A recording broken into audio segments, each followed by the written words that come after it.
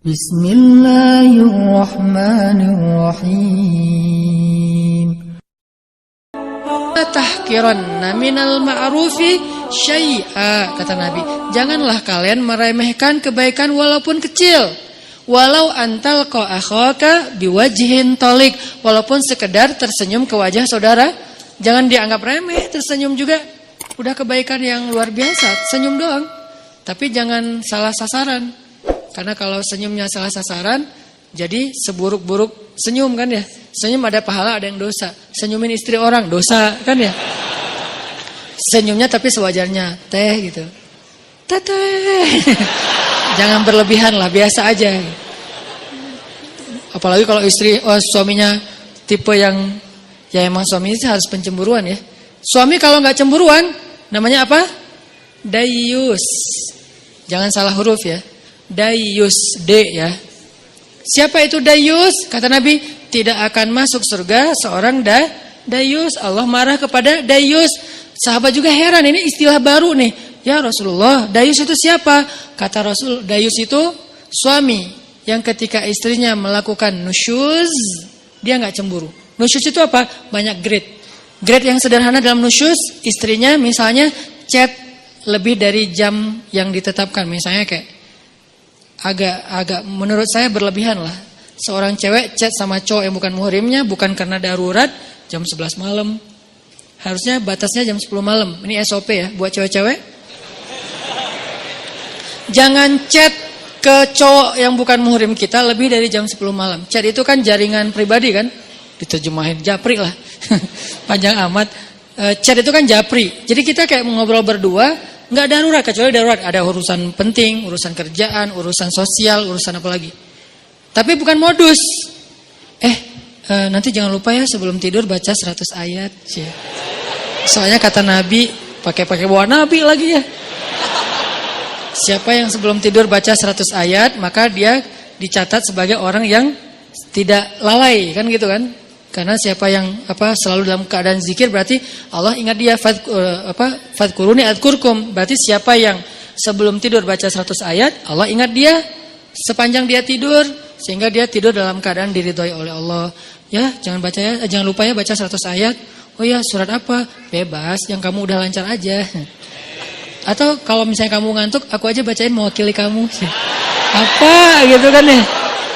Nah, ini namanya modus. Jangan di follow yang kayak gitu-gitu.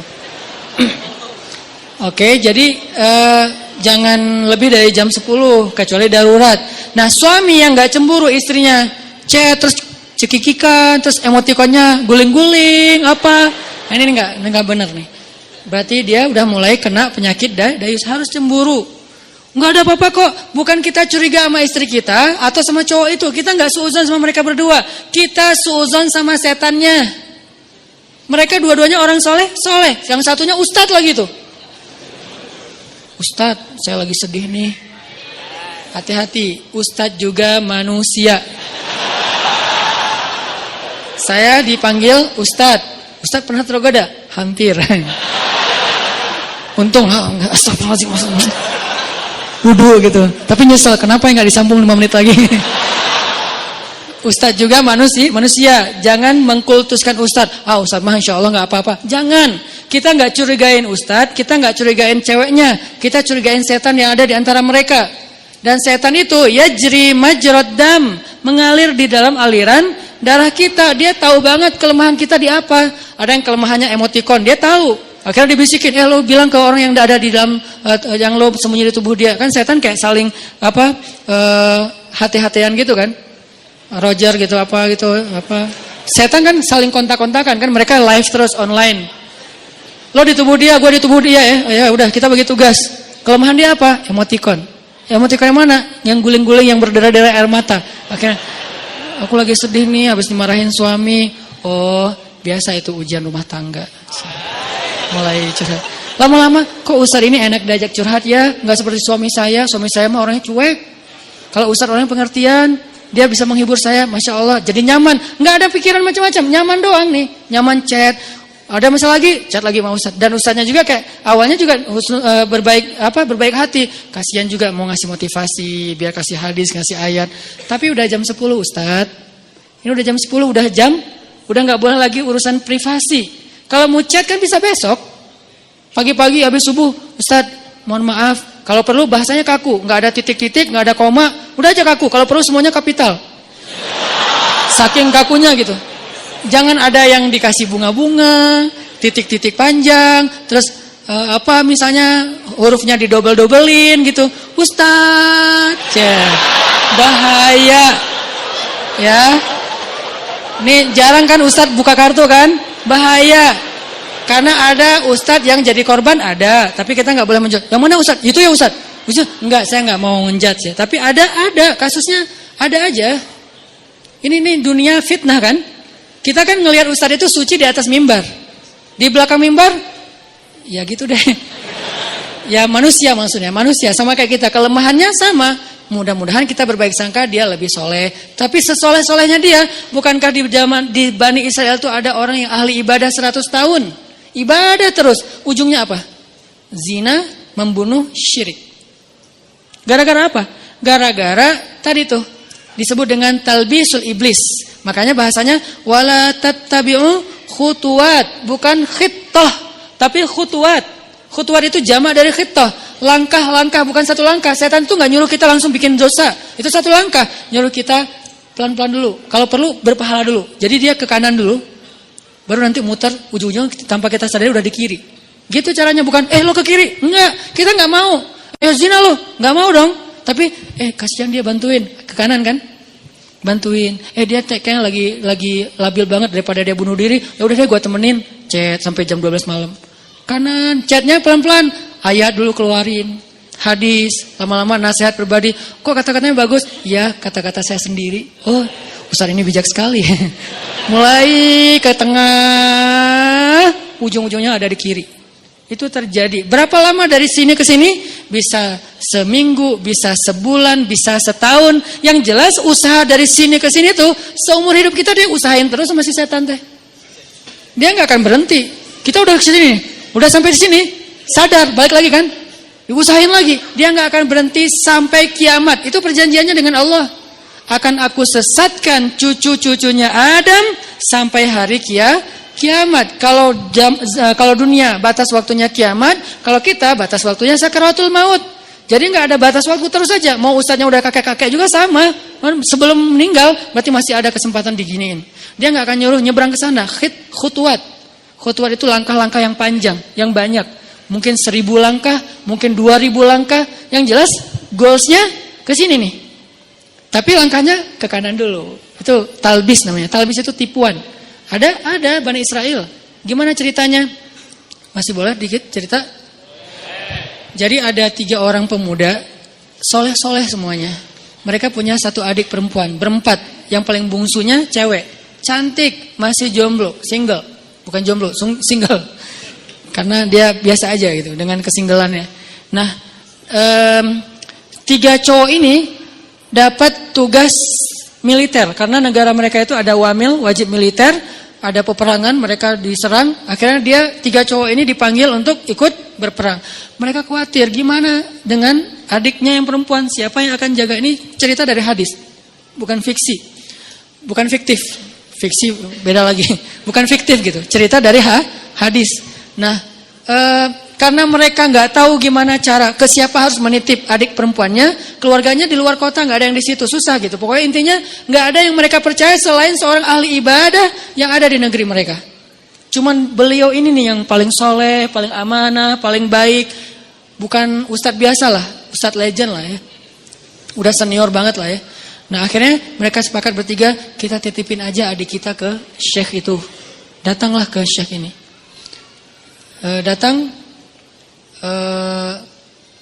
Kalau nggak salah namanya Barsisa, nama syekhnya, Syekh Barsisa. Kami dapat tugas militer, kami ingin menitipkan adik perempuan kami di rumah Anda karena tidak ada yang kami tenang menitipkan adik perempuan kami kecuali kepada Anda. Syekhnya nolak. Ya wajar dong, orang soleh takut fitnah kan. Astagfirullahaladzim, saya nggak bisa, saya nggak pernah menampung kebenaran. Syekh ini juga nggak pernah nikah, saking sibuknya dengan ibadah, saking solehnya gitu. Bukan yang nggak nikah berarti udah sibuk ibadah juga. Beliau kayak Imam Nawawi. Imam Nawawi itu nggak nikah sampai akhir hayat kan? Ketika ditanya kenapa Anda belum menikah? Oh, astagfirullahaladzim, saya lupa menikah. Kenapa? Karena saya sudah menikahi ilmu. Saking cintanya beliau dengan ilmu, ilmu itu lebih daripada istri buat beliau. Sehingga tidurnya dengan buku, bangunnya dengan buku, jalannya dengan buku, buku aja kerjanya. Imam Nawawi, ilmunya luar biasa dahsyat. Tapi jangan ditiru ya. Karena kita nggak gitu-gitu amat juga tentang ilmu. Ilmu enggak, nikah enggak kan? Ya pilih salah satu deh. Kalau enggak ilmu ya nikah gitu. Masalahnya kita ilmu gimana? Apakah udah selevel Imam Nawawi yang hadis dalam semalam hafal berapa ribu hadis, terus setiap malam tuh nulis buku, sholat 2 rakaat satu paragraf, 2 rakaat 1 paragraf. Jadi setiap paragraf tuh 2 rakaat sholat. Wudu dari isya ke subuh 1 wudu. Selama bertahun-tahun 1 wudu sholat subuh dengan isya.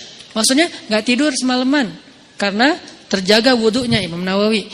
Nah Syekh bersisa nolak, nggak mau. Please, karena kami nggak tahu harus menjagain apa, harus nitip ke siapa daripada adik saya apa-apain orang. Karena udah dipaksain terus, ya udah deh. Kalau mau, saya minta satu hal apa, bikinkan untuk adik kalian satu ruangan, satu kamar yang nggak campur dengan rumah saya di belakang gitu. Akhirnya dibangunin sama mereka kamar sederhana untuk adiknya yang perempuan, taruh aja di belakang rumah si syekhnya. Syekhnya biasa beribadah di musola, jadi rumah musola kamar ceweknya. Jarak musola dengan kamar ceweknya terhalang oleh rumah syekh. Jadi agak berjarak gitu. Udah pergi mereka berjihad. Hari-hari pertama syekhnya nggak pernah berkomunikasi satu patah kata pun dengan si cewek ini. Karena diamanahin nafkah kebutuhannya, akhirnya dititipkan uang. Syekh ini ke pasar beli roti setiap pagi, taruh roti di depan pintunya, balik lagi ke musola zikir astagfirullah. Si perempuannya tahu jam udah ada roti di depan pintu dia buka, ambil roti, makan di dalam. Enggak pernah komunikasi. Sehari, seminggu, minggu kedua mulai datang setan. Yuwaswis fi sudurin nas, pakai perasaan, bukan pakai logika. Perasaannya yang diusik. Kasihan juga tuh cewek kesepian. Masa enggak disapa sama sekali, ntar dianggap sombong loh. Ya sapa sederhana aja, nggak usah berlebihan, cuman sehat gitu doang. Oh ya udah, titipin roti. Assalamualaikum, sehat teh, sehat Ustadz, alhamdulillah. Oh ya, pergi aja. Gitu doang. Jadi kayak japri, sehat, udah. Nggak pakai emoticon. Jadi bener-bener kayak tiis aja gitu kan ya, dingin aja, nggak ada apa-apa gitu. Zikir astagfirullahaladzim. Besok datang lagi setan. Masa cuma nyapa doang? Siapa tahu dia pengen sesuatu tapi nggak berani ngomong karena kaku. Ya lebih lemes lagi lah, biar siapa tahu si cewek ini butuh apa, nanti dia bisa ngomong karena nggak malu. Oh ya juga sih. Teh sehat ya, kalau butuh apa-apa kasih tahu saya ya. Oh ya Ustadz makasih. Nah ini kan nih. Akhirnya datang setan yang satu lagi. Lo tugasnya sama cewek, gue cowok. Setannya bagi tugas. Tapi bukan karena kelainan, memang gitu tugasnya. Si setan yang ke ceweknya bilang, itu syekh itu baik banget ya, soleh banget. Kamu kalau ada apa-apa jangan sungkan, ngomong aja ke beliau orang soleh kok, orangnya senang membantu. Kan baik kan? Nggak ada yang negatif kan? Besok-besok, teh butuh apa? Ya Ustadz boleh nitip sesuatu apa? Pengen makan apa gitu. Ini ada uangnya, nggak apa-apa udah dititipin sama kakak-kakaknya. Oh ya udah, maaf ya Ustadz merepotkan. Nggak apa-apa. Nah, mulai ini. Pergi ke pasar, beliin roti, susu. Makasih Ustadz udah bagi 2 aja, masa saya makan sendiri nggak habis. Setan bilang kan nggak akan habis tuh, mubazir. Benar nggak sih? Mubazir kebanyakan tuh, udah bagi 2 aja. Ustadz bagi 2 aja, udah nggak apa-apa makan aja. Kata si yang satu lagi setannya, jangan mau diterima, malu atuh sama cewek. Udah akhirnya udah makan aja, ntar kalau nggak habis baru saya habisin. Mulai kan makan, Ustadz nggak habis. Ya udah sini dihabisin. Mulai kan agak-agak gimana gitu kan, bekas. Makan. Lama-lama datang lagi setan tuh. Coba tanya, siapa tahu dia pengen belajar sekaligus daripada dia diam-diam aja, nyantri aja sekalian. Nyantrinya apa? Belajar agama. Tanya butuh apa tentang masalah agama yang saya bisa bantu. Sedikit-sedikit adalah ilmu. Oh ya udah benar juga ya, dapat pahala lebih.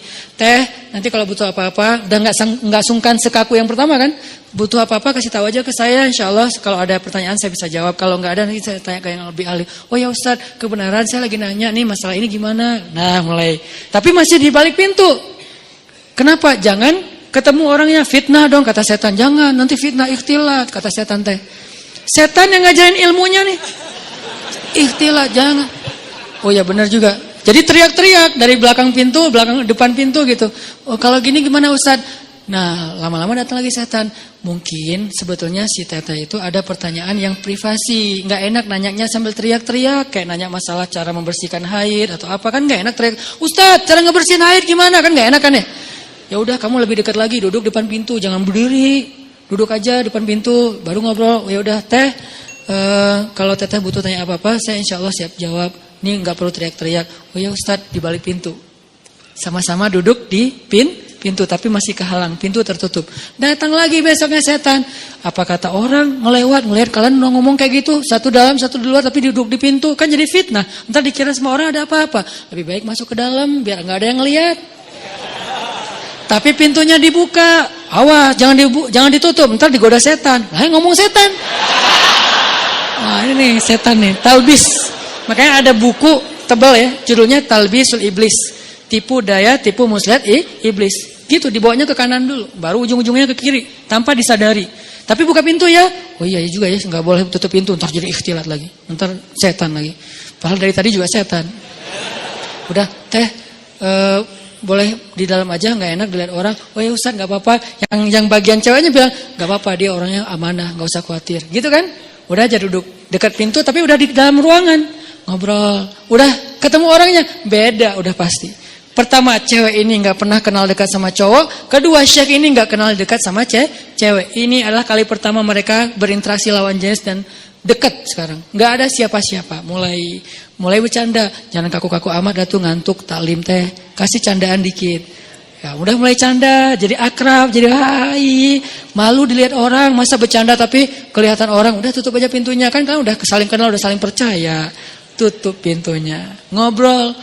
Nauzubillah, terus dekat sampai akhirnya curhat si cewek ini. Namanya manusia pasti semuanya punya masalah kan? Akhirnya dia berani curhat. Ustaz, saya udah anggap Ustaz sebagai keluarga saya percaya. Boleh saya curhat masalah pribadi? Curhat, buka. Waktu itu masih syariat hijab, cadar, buka cadarnya. Langsung udah lihat wajahnya, udah kemana-mana, udah setan teh. Setan yang datang udah bukan lagi bab ini. Setan kan gonta-ganti sesuai dengan kapasitasnya. Sekarang bab yang lain lagi, datang setan yang ahli di bidang yang lain. Udah, terus saja sampai mereka akhirnya udah akrab, udah tahu semua cerita-ceritanya. Nangis, ceweknya nangis, senangis-nangisnya.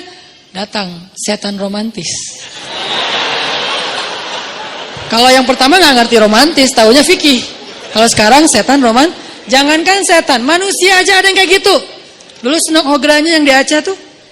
Dia hafal ribuan hadis, hafal Quran 30 juz hanya untuk merusak masyarakat Aceh dengan berstatus ulama kan ya. Itu manusia loh, apalagi setan yang udah lebih legend lagi tuh. Akhirnya setan romantis datang. Kalau cewek lagi nangis kayak gitu jangan didiemin, kasih bahu. Nanti kalau dia tersinggung gimana? Nggak akan tersinggung. Cewek kalau lagi kayak gitu dia nggak akan tersinggung, dia pasti positif. Jangan kasih bahu pas dia lagi ngomongin masalah agama. Kasih bahu pas dia lagi nangis, lagi emosional. Itu pasti dia akan terima. Oh gitu ya? Udah Neng. Nah mulai nih akrab, usap-usap. Jadi nauzubillah akhirnya mereka berzina. Udah di sini kan? Udah berzina. Berzina sekali. Karena udah terlanjur dosa lah. Kagok Udah kagok kan, udah aja, biasa aja gitu. Udah dosa juga gitu. Jangan manggil syekh lagi lah, manggil A aja. Jadi tadi kan manggilnya syekh, lama-lama ustad, lama-lama AA.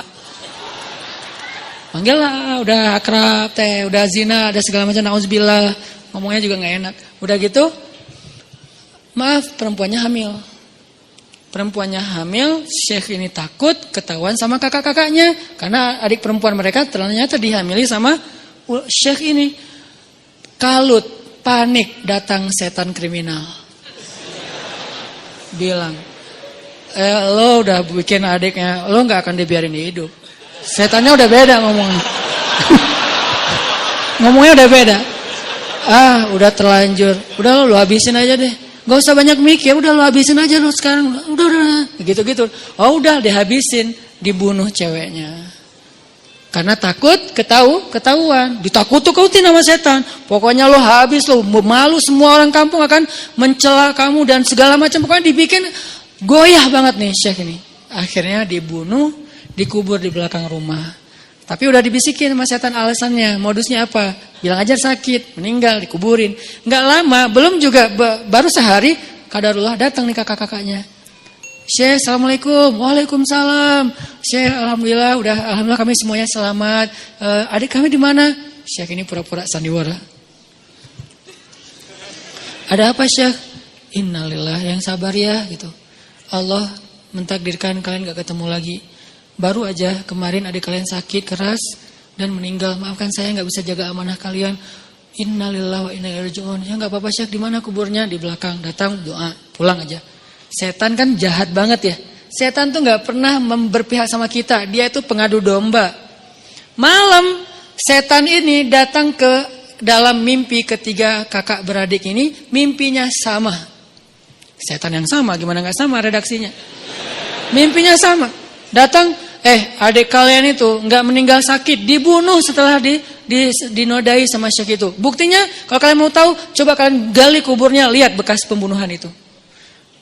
Kalau datang ke satu, ya anggap aja mimpi. Datang ke yang kedua, sama. Ketiga sama, bangun dari mimpi. Saya mimpi buruk tentang adik, saya juga sama. Apa mimpinya? Diceritain. Kok sama ya mimpi kita? Mencurigakan sekali kan? Kok mimpi kita sama? Wah bahaya nih. Kita bukan suudzon sama Syekh, tapi kita harus buktiin. Ayo. Besoknya mereka diam-diam datang, digali kubur adiknya yang belum kering, yang masih basah tanahnya.